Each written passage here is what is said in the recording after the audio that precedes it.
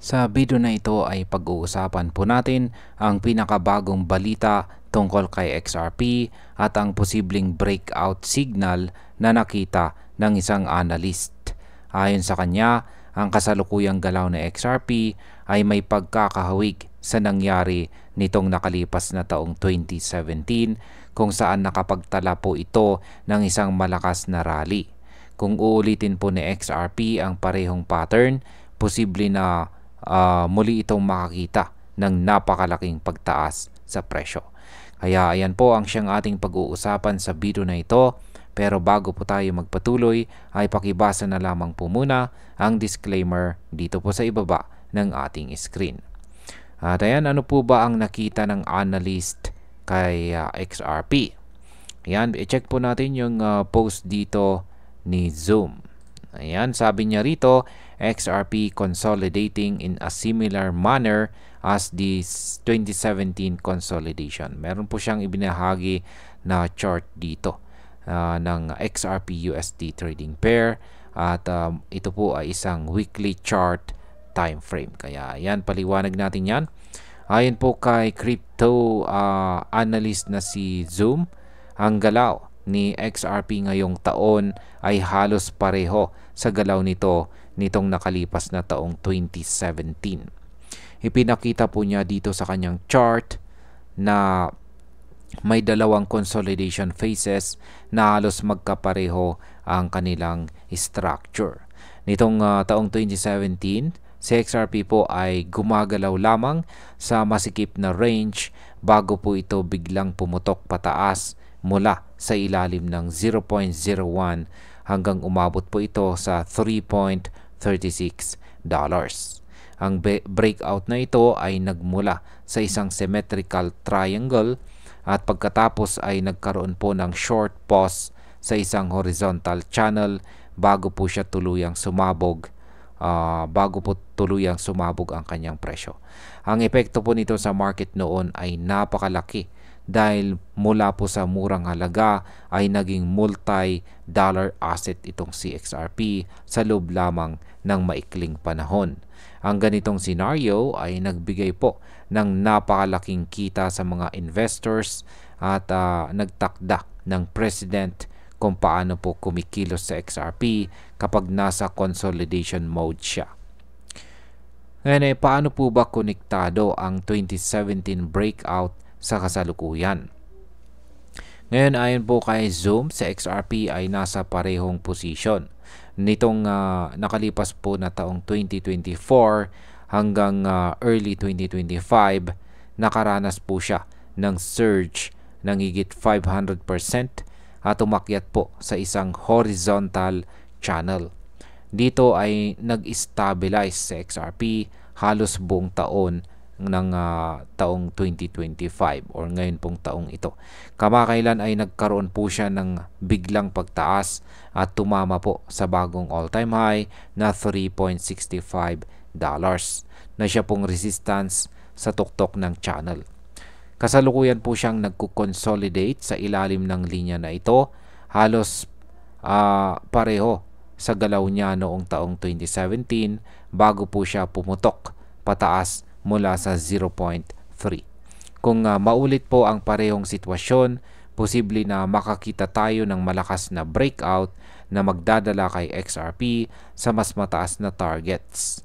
Ang impact po nito sa market ay maaring magdulot ng panibagong bullish sentiment hindi lang kay XRP kundi sa buong altcoin market.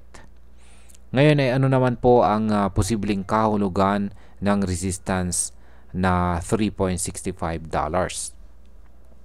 Ang $3.65 ay kasalukuyang nagsisilbing matibay na resistance para kay XRP. Kung malampasan po niya ito, maaaring magsimula po ang panibagong yugto ng explosive rally. Sa nakaraan, kapag nababasag po ni XRP ang malalaking resistance, mabilis po ang kanyang galaw at dumediretso po siya sa mas mataas na mga price levels. Kapag nabasag po ito, posible po na makita natin sa XRP papunta sa double digit range ayon sa ilang mga analyst. Hindi ito eksaktong sinabi ni Zoom. Pero base sa historical moves, ganyan po kalakas ang potensyal na pwedeng mangyari. Ang impact po nito sa market ay maaring magdulot ng FOMO or fear of missing out na posible pong magdala ng mas maraming retail investors na sasakay sa rally. Ano naman po ang papel ng support levels? Dito po sa chart, ipinakita na rin dito sa chart ang mga support levels na XRP. Ang mga ito ay nagsisilbing safety net kung sakaling bumagsak ang presyo.